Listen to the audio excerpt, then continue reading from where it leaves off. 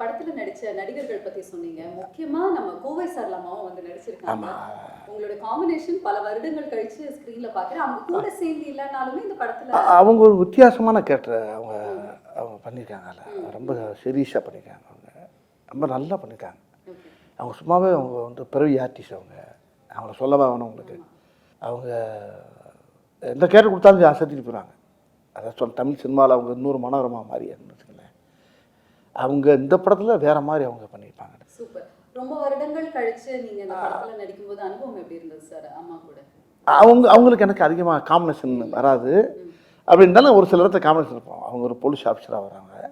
அது வேற மாதிரி இருக்கும். அது சரி, இந்த கதாபாத்திரத்துக்கு டெஃபினட்டா ஒரு டிஃப்ரெண்டான லுக் உங்களுக்கு வந்துட்டே இருக்கு. பட் நீங்க எப்படியெல்லாம் வந்து ட்ரெயின் எடுத்தீங்க சார்? ஏதாவது ட்ரைனிங்கோ இல்ல இதுக்கு வந்து நீங்க ஏதாவது ஸ்பெஷலா ரிஹர்சல்ஸோ அந்த மாதிரி ஏதாவது? இல்லை இல்லை இல்லை இல்லை இல்லை அந்த கதையை நல்லா உள்வாங்கினேன். ஒரு தடவைக்கு 100 தடவை உள்வாங்கினேன். வாங்கி அந்த கதாபாத்திரத்தை வந்து உள்வாங்கும்போது எனக்கு அதான் சொல்லலை, படம் ரிலீஸுக்கு முன்னால் இன்னும் இந்த கேள்விக்கெல்லாம் சரியான விட கொடுப்பேன் நான். என்ன இது முடிஞ்சதுக்கு அப்புறமா நீங்க எல்லாத்தையும் வந்து சொல்லியிருந்திருப்பீங்க. முன்னாடினால கொஞ்சம் யோசனை வேண்டியா இருக்கு. ரொம்ப அதை நிறையா உள்வாங்கும்போது இந்த கதை இன்னைக்கு சமுதாயத்துக்கு தேவைப்படுது. சொல்லணும், இந்த கதையை சொல்லி ஆகணும். அதுக்கு என்னை தேர்ந்தெடுத்தது வந்து பகவத் சாருங்கும்போது ரொம்ப பயங்கர ஆச்சரியமாக இருக்கு எனக்கு.